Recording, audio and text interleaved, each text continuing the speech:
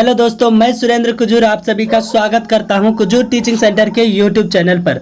दोस्तों आज हम लोग देखेंगे लखनवी अंदाज के क्वेश्चन आंसर। तो चलिए स्टार्ट करते हैं। और आपके सामने क्वेश्चन है, लेखक को नवाब साहब के किन हाव भाव से महसूस हुआ कि वे उनसे बातचीत करने के लिए तनिक भी उत्सुक नहीं है। ठीक है, तो देखिएगा इसका आंसर क्या होगा। भीड़ से बचकर यात्रा करने के उद्देश्य से लेखक सेकेंड क्लास के डिब्बे पर चढ़े तो उन्होंने देखा कि एक नवाब साहब पहले से ही उस डिब्बे पर विराजमान है। लेखक को देखकर नवाब साहब की आंखों में असंतोष का भाव उभर आया, क्योंकि लेखक ने उनके एकांत में विघ्न डाल दिया था। इसलिए उन्होंने लेखक से बातचीत करने की ना तो पहल की और ना ही कोई रुचि दिखाई, और लेखक की ओर देखने की बजाय खिड़की से बाहर के दृश्य को देखने लगे। यह सब भाव से लेखक जान लिया कि नवाब साहब उनसे बातचीत करने के लिए इच्छुक नहीं है। ठीक है, अब बताइएगा आपके आने से अगर किसी आदमी का भाव चेंज हो जाएगा तो आप क्या समझेंगे। ठीक है, तो उसी प्रकार से लेखक ने यहाँ पर क्या समझ लिया है कि इसका कोई हाव भाव अच्छा नहीं है, ये हमसे तनिक भी दोस्ती करने के लिए उत्साह नहीं दिखा रहा है, इसलिए उन्होंने अपनी आंखें चुराकर दूसरी सीट पर बैठ जाते हैं। अगला देखिएगा, नवाब साहब, क्वेश्चन है, नवाब साहब ने बहुत ही यत्न से खीरा काटा, नमक मिर्च बुरका, अंततः सूंघकर ही खिड़की से बाहर फेंक दिया।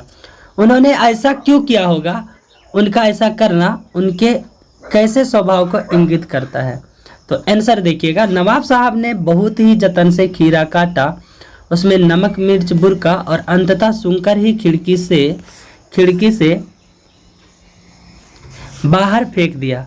उनका ऐसा करना उनकी नवाबी ठाठ को दिखाता है, और वो ऐसा करके लेखक को अपनी अमीरी और नवाबीपन दिखाना चाहता है।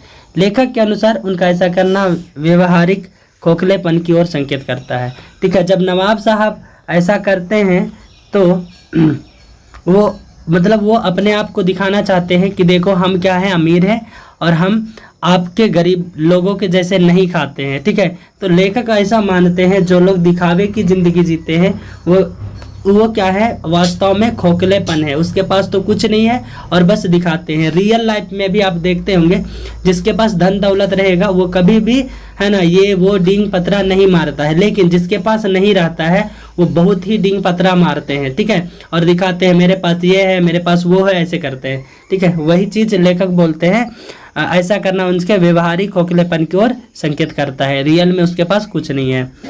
आगे देखेंगे, क्वेश्चन नंबर 3 बोल रहा है, बिना विचार घटना और पात्रों के भी कहानी लिखी जा सकती है।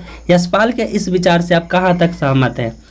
तो आंसर देखिएगा, बिना विचार घटना और पात्रों के भी कहानी लिखी जा सकती है, अर्थात नहीं लिखी जा सकती है। और मैं भी लेखक के इन विचारों से पूर्णतया सहमत नहीं हूँ, क्योंकि कहानी किसी घटना का विशेष वर्णन करती है, जैसे कब हुई और कैसे हुई, और कोई भी घटना पात्र के बिना अधूरी है, क्योंकि पात्र ही संवाद से उस घटना को व्यक्त करते हैं। ठीक है, तो यहाँ पर बोल सकते हैं बिना विचार और बिना घटना के कहानी नहीं लिखा जा सकता है। ठीक है, तो यहाँ पर देखिए, कोई भी चीज़ को बताने के लिए घटना होना जरूरी है और हमारे ऊपर दिमाग पर आना भी जरूरी है कि यहाँ पर क्या होना चाहिए, कैसे होना चाहिए, वो सारी चीज़ ठीक है मिलकर ही एक कहानी बन सकती है। ठीक है, यही चीज़ बोल रहे हैं लेखक के अनुसार क्या बोल सकते हैं, हम लोग सहमत नहीं हैं।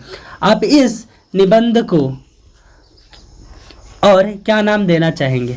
मैं इस निबंध को नकली अंदाज नाम देना चाहूँगा। ये हमने लिखा है नकली अंदाज, क्योंकि यहाँ पर नकली व्यवहार को दिखाया गया है, इसलिए नकली अंदाज नाम दिए हैं। तो आप लोग बताइएगा अपना इस पाठ का दूसरा नाम आप क्या देना चाहेंगे। ठीक है, आप कमेंट कीजिएगा, मुझे वेट रहेगा, मैं ज़रूर कमेंट देखूंगा। अगर आप कमेंट करते हैं तो मुझे अच्छा भी लगता है।